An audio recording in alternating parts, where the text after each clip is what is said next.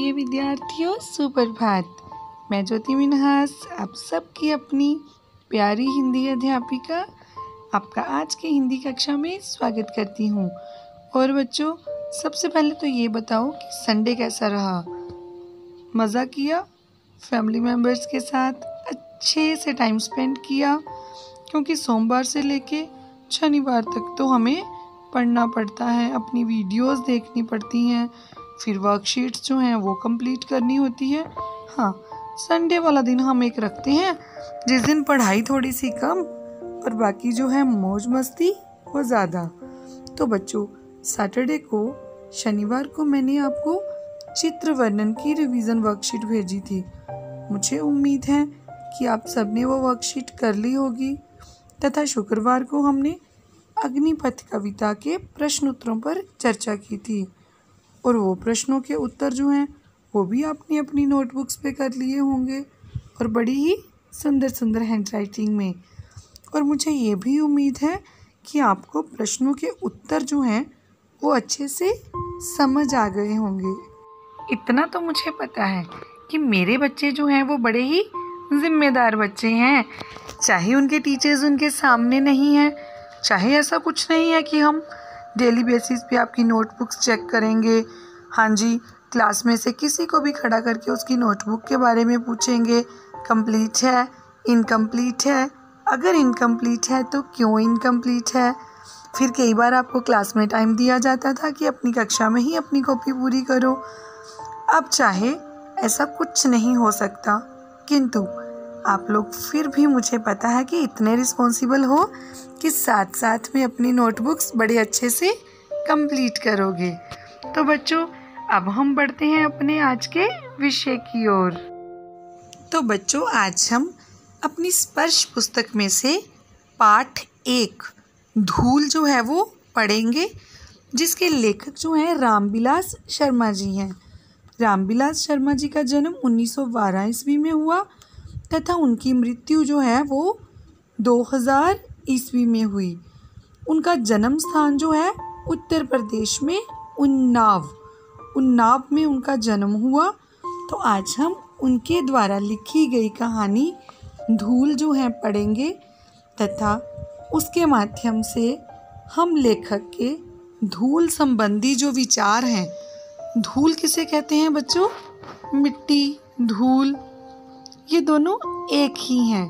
थोड़ा सा अंतर होगा इनमें, किंतु धूल और मिट्टी एक हैं। तो आज हम उनके धूल संबंधी, मिट्टी संबंधी क्या विचार हैं, उन विचारों के बारे में पढ़ेंगे। तो हमारे आज के लेसन का जो मुख्य उद्देश्य है, बच्चों को उनके जीवन में धूल का महत्व समझाना, अर्थात धूल तथा मिट्टी का उनके जीवन में क्या महत्व है, धूल उनके लिए क्यों ज़रूरी है, उसका महत्व जो है इस पाठ की कहानी के माध्यम से समझाना। तो बच्चों, अब हम अपनी कहानी पढ़ना शुरू करेंगे। धूल हिंदी कविता की सबसे सुंदर पंक्तियों में से ये एक है, जिसके कारण धूली भरे हीरे कहलाए। तो ये कहानी जो है कविता की एक बड़ी सुंदर पंक्ति के द्वारा शुरू होती है, जिसके कारण धूल भरे हीरे कहलाए। तो बच्चों, धूल भरे हीरे लेखक ने किसे कहा है? तो लेखक ने कविता की इस पंक्ति के द्वारा छोटे छोटे बच्चे जो धूल और मिट्टी में खेलते हैं, धूल और मिट्टी से भरे रहते हैं, उन्हें हीरे के समान सुंदर तथा मूल्यवान कहा है। आगे लेखक ने कहा है कि हीरे के प्रेमी तो शायद उसे साफ सुथरा खरादा हुआ का अर्थ क्या होता है?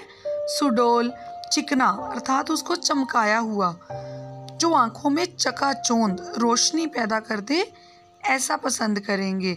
अर्थात अगर कोई हीरा खरीदना चाहता है तो वो ऐसा हीरा खरीदना पसंद करेंगे जो उनकी आंखों में अपनी चमक जो है वो छोड़े, अर्थात चमकता हुआ हीरा। तो इस तरह आगे लेखक ने क्या कहा है कि जिस प्रकार हीरा जो है वो हर व्यक्ति चमकता हुआ ही खरीदना चाहता है, परंतु हीरे से भी कीमती जिस नयन तारे नयन तारे अर्थात आंखों के तारे का जिक्र इस पंक्ति में किया गया है, वह धूली भरा ही अच्छा लगता है। तो बच्चों, आपको ये पंक्ति समझ आई? लेखक ने क्या कहा है कि हीरे से भी कीमती जिस हीरे की बात हम कर रहे हैं वो चमकता हुआ नहीं, धूल से भरा हुआ अच्छा लगता है। तो किस हीरे की बात की थी अभी हमने? बच्चों की, अर्थात छोटे छोटे बच्चे जो हैं वो हीरों से भी ज़्यादा कीमती हैं तथा वो चमकते हुए बड़े साफ सुथरे ऐसे नहीं अच्छे लगते, वो तो खेलते हुए धूल मिट्टी से भरे हुए ही अच्छे लगते हैं।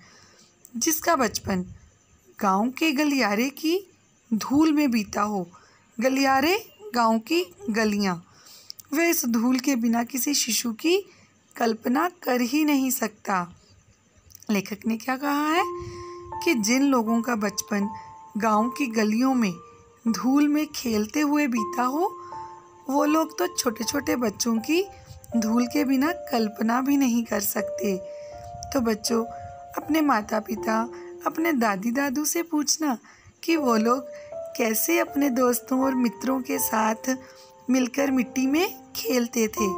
आजकल तो ऐसा कुछ नहीं है। ज़्यादातर बच्चे अपने कंप्यूटर पे अपनी गेम्स के साथ या अपने फ़ोन्स के साथ ही बिज़ी रहते हैं, किंतु पहले बच्चे जो हैं वो गलियों में दोस्तों, मित्रों, सहेलियों के साथ घर घर बनाकर, कई बार मिट्टी का घर बनाकर खेलते थे। तो बच्चों, जिन लोगों का बचपन गांव की गलियों में धूल में खेलते हुए बीता हो, वो तो किसी भी बच्चे की कल्पना धूल के बिना कर ही नहीं सकते। बड़े ही सुंदर साफ सुथरे बच्चे उन्हें अच्छे नहीं लगेंगे, उन्हें तो मिट्टी और धूल से भरे हुए बाल गोपाल, अर्थात जैसे श्री कृष्ण जी मिट्टी में खेलते थे, उन्हें तो वैसे बच्चे ही अच्छे लगेंगे। फूल के ऊपर जो रेणु, रेणु क्या होता है? धूल, धूल के कण, उसका श्रृंगार, श्रृंगार करना, सजावट करनी।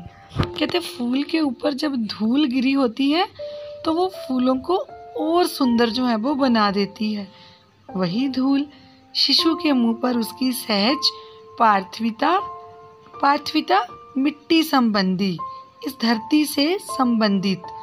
तो शिशु जब मिट्टी से भरा होता है, जब उसके मुंह पर, उसके मुख पर जब मिट्टी लगी होती है तो शिशु की सुंदरता जो है वो और अधिक निखर आती है। तो इन पंक्तियों के माध्यम से लेखक ने फूलों और बच्चों की तुलना की है कि जिस प्रकार धूल के जो कण हैं जब फूलों के ऊपर गिरते हैं, हवा चलती है, आंधी तूफान चलता है, फूल पत्ते जब धूल और मिट्टी से भरे होते हैं तो बड़े ही सुंदर दिखाई देते हैं।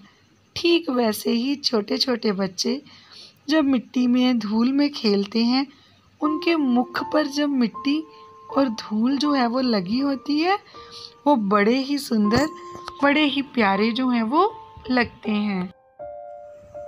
तो इसके बाद लेखक ने बताया है अभिजात वर्ग। अभिजात वर्ग बच्चों अमीर वर्ग, कुलीन, अमीर लोगों का ग्रुप। तो अभिजात वर्ग ने प्रसाधन सामग्री, प्रसाधन सामग्री बच्चों होता है श्रृंगार की सामग्री।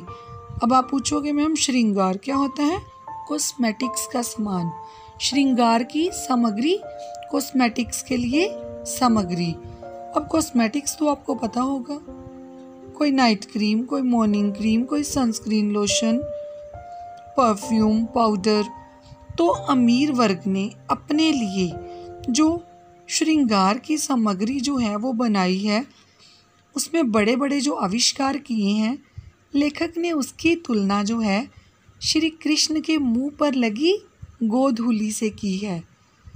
अभिजात वर्ग ने प्रसाधन सामग्री में बड़े बड़े आविष्कार किए, लेकिन बालकृष्ण के मुंह पर छाई हुई वास्तविक गोधूली की तुलना में वह सभी सामग्री क्या धूल नहीं हो गई? गोधूली का अर्थ जो है वो हम समझेंगे। गोधूली बच्चों शाम के समय जंगल से लौटते हुए गायें काऊ, गाय के खुर, उनके पैरों के नीचे से जो धूल उड़ती है अर्थात गाय के पैरों को स्पर्श कर कर जो धूल उड़ती है उसे गोधूली कहा गया है, क्योंकि गाय को हम पूजते हैं। तो उसके पैरों के नीचे से उड़ने वाली जो धूल है, जब वो किसी बच्चे के मुंह पर, जब वो श्री कृष्ण के मुख पर उड़ती है, श्री कृष्ण के मुख पर लगती है, तो वो धूल जो है हर तरह के कॉस्मेटिक्स का जो सामान है उससे बहुत अधिक कीमती और सुंदर दिखती है। तो इस तरह लेखक ने इन पंक्तियों में कॉस्मेटिक्स और गोधूली इन दोनों की तुलना की है कि महंगे से महंगे श्रृंगार के सामान से अधिक कीमती जो है वो छोटे बच्चों के मुख पर लगी हुई धूल है। छोटे बच्चों के मुख पर लगी हुई धूल और मिट्टी जो है वो बहुत अधिक सुंदर दिखती है। इसके बाद लेखक ने आज की सभ्यता, आज की जनरेशन, आज के जो बच्चे हैं, आज के जो लोग हैं, उनकी सोच के बारे में बताया है कि हमारी सभ्यता इस धूल के संसर्ग क्या होता है बच्चों? संपर्क में आना। हमारी सभ्यता इस धूल के संसर्ग से बचना चाहती है। वे आसमान में अपना घर बनाना चाहती है। इसलिए शिशु भोलानाथ से कहती है, धूल में मत खेलो। भोलानाथ के संसर्ग से उसके नकली सलमे सितारे जो हैं वो धुंधले पड़ जाएंगे। तो अब हम इसका अर्थ जो है वो समझेंगे कि हमारी जो आज की सभ्यता है, आज की जो जनरेशन है, वो धूल से दूर रहना चाहती है। धूल मिट्टी उनके शरीर को लगे उन्हें बिल्कुल भी पसंद नहीं। आज की सभ्यता तो धूल मिट्टी से दूर आसमान में अपना घर बनाना चाहती है, अर्थात बिल्कुल साफ सुथरे टिप टॉप चमकदार बनकर रहना चाहती है। इसीलिए माँ जो है अपने शिशु, अपने बच्चे से क्या कहती है कि धूल में मत खेलो। माँ ऐसा क्यों कहती है? लेखक ने व्यंग्य कसा है। लेखक ने एक कमेंट किया है कि माँ जो है अपने बच्चे को धूल में खेलने से मना करती है, क्योंकि माँ को लगता है अगर उसके बच्चे के शरीर को धूल मिट्टी लग गई और जब वो अपने बच्चे को उठाएगी तो उसके अपने सलमे सितारे जो हैं, उसके अपने कपड़े, उसका अपना शरीर जो है वो क्या हो जाएगा? गंदा हो जाएगा। तो इन पंक्तियों के माध्यम से लेखक ने आज की सभ्यता की सोच जो है, धूल और मिट्टी के प्रति उनकी जो सोच है, उनका जो रवैया है वो दिखाया है। इसके बाद लेखक ने एक ऐसे कवि की सोच जो है हमारे सामने रखी है जो धूल को गंदा मानता है। लेखक ने उसका दृष्टिकोण जो है हमारे सामने रखा है तथा उसकी सोच पर व्यंग्य कसा है। अब लेखक ने उस कवि के बारे में क्या कहा है कि जिसने लिखा था, धन्य धन्य वे हैं नर मैले जो करत गात कन्या लगाए धूरी ऐसे लरिकान की। धन्य धन्य हैं वे नर मैले जो करत गात कन्या, कन्या अर्थात गोद, लरिकान धूल भरे बच्चे। तो बच्चों इस पंक्ति का अर्थ क्या है? पहले तो आप इस पंक्ति का अर्थ समझोगे।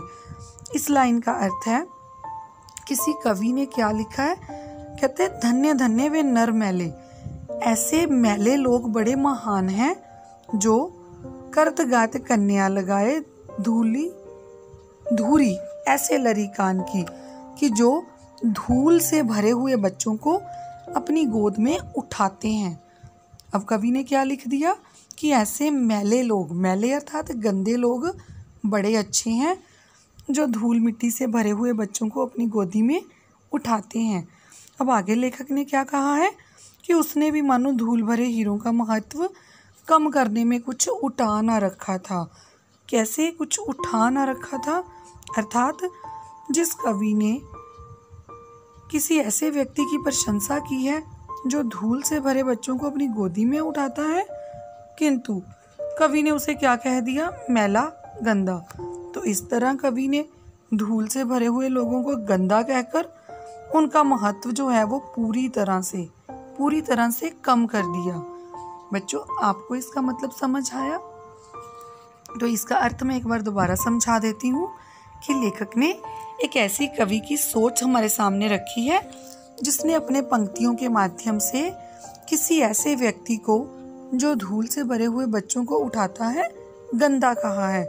तो लेखक ने उसका दृष्टिकोण जो है वो हमारे सामने रखा है। तो इस प्रकार धन्य धन्य में ही उसने बड़प्पन को विज्ञापित किया, फिर मैले शब्द से अपनी हीन भावना भी व्यंजित कर दी। अर्थात उस कवि ने क्या किया, पहले तो उसने धन्य धन्य ऐसे लोग जो धूल से भरे बच्चों को उठाते हैं उनको बड़ा महान कह दिया, और कवि ने अपने आप को बड़ा बनाने की कोशिश की है कि हाँ जी, जो लोग धूल से भरे हुए बच्चों को उठाते हैं मैं तो उन्हें बड़ा महान समझता हूँ, विज्ञापित करना, सूचित करना। किंतु फिर कवि ने क्या किया, उन्हीं लोगों को मैले कहकर उसने अपनी छोटी सोच जो है वो प्रकट कर दी। अंत में ऐसे लरिकान कहकर, अंत में क्या कहा था उसने, ऐसे लड़के। अब कैसे लड़के, जो धूल मिट्टी से भरे हुए हैं, ऐसे लड़के जो धूल मिट्टी से भरे हुए हैं कहकर उसने भेद बुद्धि का परिचय भी दे दिया। अर्थात उसने अपनी छोटी जो बुद्धि है उसका परिचय दे दिया, क्योंकि उसने जो बच्चे, जो लड़के जो हैं धूल मिट्टी से भरे हुए हैं उनको हमारे सामने प्रकट करके, उनके बारे में हमारे सामने लिखकर अपने आप को तो कवि ने बड़ा बनाने की कोशिश की है, किंतु उन लोगों को गंदा कहकर उसने अपनी छोटी सोच और अपनी छोटी जो बुद्धि है उसका परिचय जो है दिया है।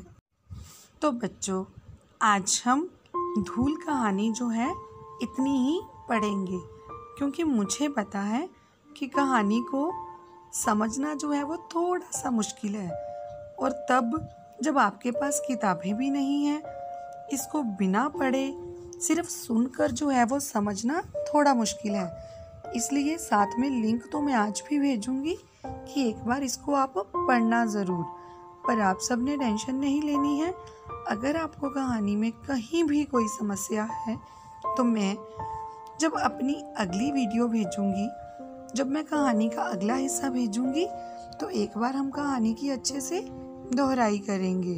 और अभी भी हम थोड़ा सा जो आज हमने पढ़ा है धूल के बारे में, उसकी दोहराई जो करेंगे। तो इस कहानी का आरंभ कुछ इस तरह होता है, जिसमें लेखक धूल से भरे हुए जो बच्चे हैं उनकी सुंदरता का वर्णन करते हैं, तथा लेखक क्या बताते हैं कि धूल से भरे हुए बच्चे, धूल तथा मिट्टी में खेलते हुए बच्चे बड़े ही प्यारे लगते हैं, तथा जो लोग हमेशा धूल मिट्टी में खेले हों उनके लिए तो बच्चों की कल्पना करना भी मुश्किल है। ऐसे बच्चों की जो बिल्कुल ही साफ सुथरे, बड़े चमकदार हों, पर उनके मुख पर किसी भी तरीके की कोई धूल मिट्टी ना हो। तो बच्चों, इस कहानी के माध्यम से लेखक ने सिर्फ और सिर्फ धूल का महत्व जो है वो समझाया है। आपने इसमें इतना डरना नहीं है कि बड़ी मुश्किल कहानी है। लेखक ने क्या बताया है कि जो लोग धूल मिट्टी में खेलते हैं उन्हें धूल मिट्टी वाले बच्चे ही पसंद आते हैं। बच्चों के मुख पर छाई हुई जो धूल है वो फूलों के ऊपर पड़ी हुई धूल के बराबर सुंदर दिखती है। हाँ, कुछ लोगों की सोच जो है वो ऐसी होती है कि जो धूल और मिट्टी से भरे बच्चों या लोगों को गंदा मानते हैं। तो लेखक ने इस कहानी के माध्यम से ऐसे कवि की सोच भी बताई है जो धूल मिट्टी से भरे हुए बच्चों को उठाने वाले लोगों को गंदा बोलते हैं। आज की सभ्यता पर भी लेखक ने व्यंग्य किया है कि आज के लोग क्या चाहते हैं कि हमारे बच्चे बिल्कुल टिप टॉप साफ सुथरे बने रहें, धूल मिट्टी से दूर रहें। तो लेखक कहते हैं आज की सभ्यता तो आसमान में अपना घर बनाना चाहती है, धूल मिट्टी से दूर रहना चाहती है। तो इस तरह से आज हमने जितनी कहानी पढ़ी उसका जो मुख्य भाव क्या है, जीवन में धूल का जो महत्व है बच्चों को समझाना। तो बच्चों, आज के लिए इतना ही। कल हम धूल कहानी जो है उसका अगला हिस्सा पढ़ेंगे, तथा एक बार जो आज पढ़ा है उसकी रिवीजन अच्छे से करेंगे। तो सदा खुश रहो बच्चों, अच्छे से पढ़ाई करो। आज के लिए इतना ही।